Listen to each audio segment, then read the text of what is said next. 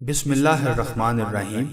نبی کریم صلی اللہ علیہ وآلہ وسلم نے فرمایا، گود میں 3 بچوں کے سوا اور کسی نے بات نہیں کی۔ اول عیسیٰ علیہ السلام۔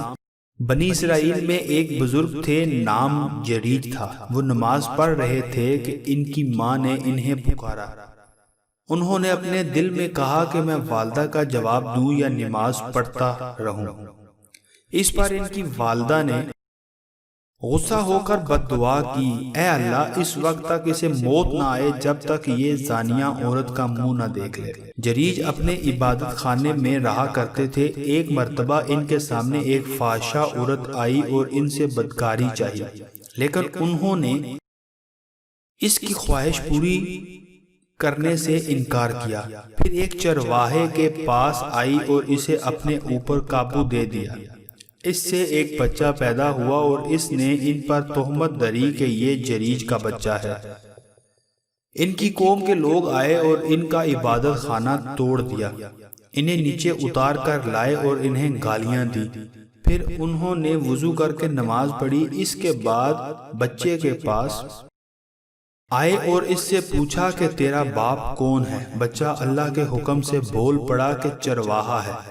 اس پر ان کی قوم شرمندہ ہوئی اور کہا، ہم آپ کا عبادت خانہ سونے کا بنائیں گے، لیکن انہوں نے کہا، ہرگز نہیں، مٹی کا ہی بنے گا۔ ایک بنی اسرائیل کی عورت تھی، اپنے بچے کو دودھ پلا رہی تھی۔ قریب سے ایک سوار نہایت عزت والا اور خوش پوش گزرا۔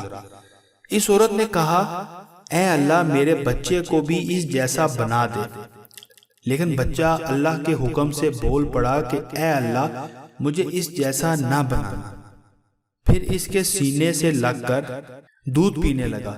ابو ہریرہ رضی اللہ عنہ نے بیان کیا کہ جیسے میں اس وقت بھی دیکھ رہا ہوں کہ نبی کریم صلی اللہ علیہ وآلہ وسلم اپنی انگلی چوس رہے ہیں بچے کے دودھ پینے کی کیفیت بتلاتے وقت۔ پھر ایک باندی اس کے قریب سے لے جائی گئی جسے اس کے مالک مار رہے تھے۔ تو اس عورت نے دعا کی کہ اے اللہ، میرے بچے کو اس جیسا نہ بنانا۔ بچے نے پھر اس کا پستان چھوڑ دیا اور کہا کہ اے اللہ، مجھے اس جیسا بنا دے۔ اس عورت نے پوچھا، ایسا تو کیوں کہہ رہا ہے؟ بچے نے کہا کہ وہ سوار ظالموں میں سے ایک ظالم شخص تھا اور اس باندی سے لوگ کہہ رہے تھے کہ تم نے چوری کی ہے اور زنا کیا، حالانکہ اس نے کچھ بھی نہیں کیا تھا۔ ہماری ہر ویڈیو کی مکمل اپڈیٹ حاصل کرنے کے لیے چینل کو سبسکرائب کر کے بیل کا بٹن دبائیں۔ شکریہ۔